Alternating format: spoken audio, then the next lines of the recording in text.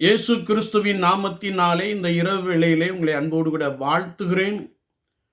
வேதத்தின் வெளிச்சம் என்ற வார்த்தையின் அடிப்படையிலே கண்காணிகளை பரிசுத்த ஆவியானவர் ஏற்படுத்துகிறார். கண்காணிகளுடைய கடமை என்பதை குறித்து நாம் தியானித்துக் கொண்டிருக்கிறோம். கர்த்தருடைய சபைகளை நாம் எடுத்துக்கொள்கின்ற பொழுது, நான் உங்களை மனுஷரை பிடிக்கிறவர்களாக்குவேன் என்று ஆண்டவர் பேதுருவை பார்த்து சொன்னபோது, அவர்கள் தங்கள் தொழிலை விட்டுவிட்டு கர்த்தருக்கு பின் சென்றார்கள் என்பதை நாம் நன்றாய் அறிந்திருக்கிறோம். மனுஷரை பிடிக்கிறவர்களாக்குவேன் என்ற வார்த்தை கர்த்தருடைய சரீரமாகிய சபையில் அநேக ஜனங்கள் இருப்பதை நாம் பார்க்கிறோம். ஆதி திருச்சபையிலே அவர்கள் அன்பு மிகுந்தவர்களாய் காணப்பட்டபடியினாலே தங்களுடையவைகளை மற்றவர்களுக்கு கொடுத்தார்கள், ஒன்றுமில்லாதவர்களுக்கு கொடுத்தார்கள். அவர்களில் ஒருவனுக்கும் ஒன்றும் குறைவாய் இருந்ததில்லை என்பதை குறித்து நாம் வேதத்தின் அடிப்படையிலே தெளிவாய் அறிந்திருக்கிறோம். ஆனால் இந்த காலகட்டங்களை நாம் பார்க்கின்ற பொழுது, திருச்சபையிலே காணப்படுகிற ஏழ்மையான ஜனங்கள் ஆதரிக்கப்படுவதற்காக கர்த்தருடைய சபை ஏற்படுத்தப்பட்டு இருக்கிறது. திக்கற்றவர்கள், விதவைகள், ஒன்றுமில்லாதவர்களை போஷிப்பதற்காக கர்த்தருடைய சபையானது ஏற்படுத்தப்பட்டிருப்பதை நாம் முதலாவது திருச்சபையின் மூலமாக தெளிவாய் அறிந்து கொள்ள முடியும். The church has to feed the poor people. சபை என்று வருகின்ற பொழுது அங்கே வருகின்ற எல்லா ஜனங்களும் ஆதரிக்கப்பட வேண்டும் என்பதை நாம் தெளிவாய் அறிந்திருக்கிறோம். ஆனால் இன்றைய காலகட்டத்தை நாம் பார்க்கின்ற பொழுது, churches are very interesting to do the physical growth.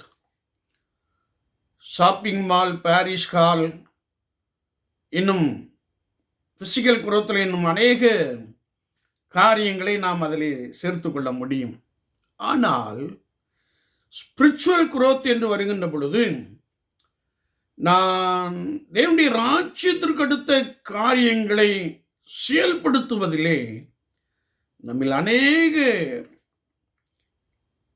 அதை குறித்ததான எண்ணம் இல்லாதவர்களாக காணப்படுகிறோம்.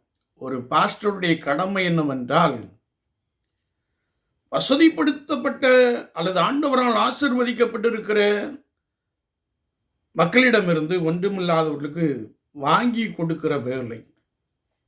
இதை அந்திரேயா சீஷன் வெகு அழகாய் செய்தான். வனாந்தரத்திலே ஆண்டவர் அப்பங்களை கொள்ளும்படியாய் நீங்கள் செயல்படுங்கள் என்று சொன்ன மாத்திரத்தில், இந்த வனாந்தரத்தில் எங்கே அப்பம் கிடைக்கும் என்று கேட்டார்கள்.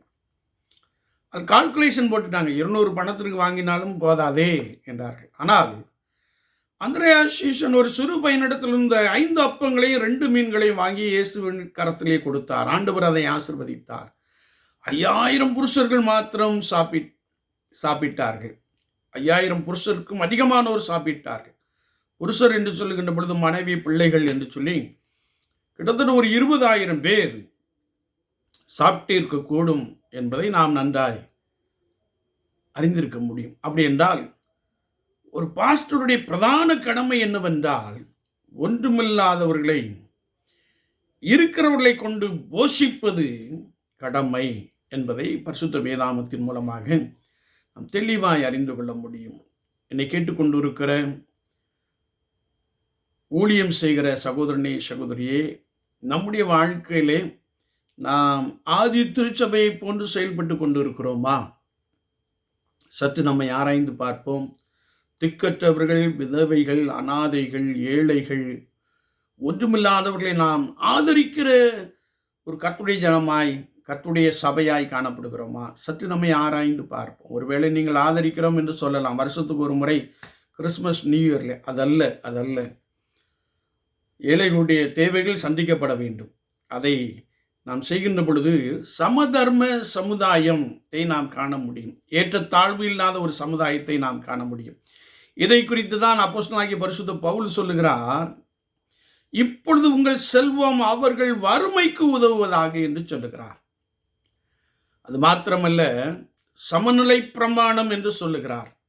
என்னை கேட்டுக்கொண்டிருக்கிற என் அன்பு சகோதரனே சகோதரியே, கர்த்தராகிய இயேசு கிறிஸ்துவின் சரீரமாகிய சபையில் ஆதி திருச்சபையிலே காணப்பட்ட அந்த கிருபைகள் வெளிப்பட வேண்டும். நாம் என்ன செய்து கொண்டிருக்கிறோம்? சற்று நம்ம யோசித்து பார்ப்போம்.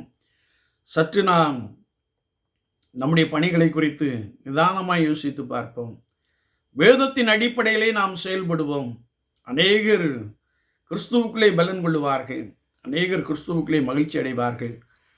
ஆண்டவர் அப்படிப்பட்ட கிருபைகளை நமக்குள்ளே நிறைவாய் கொடுப்பாராக. ஆமேன், ஆமேன்.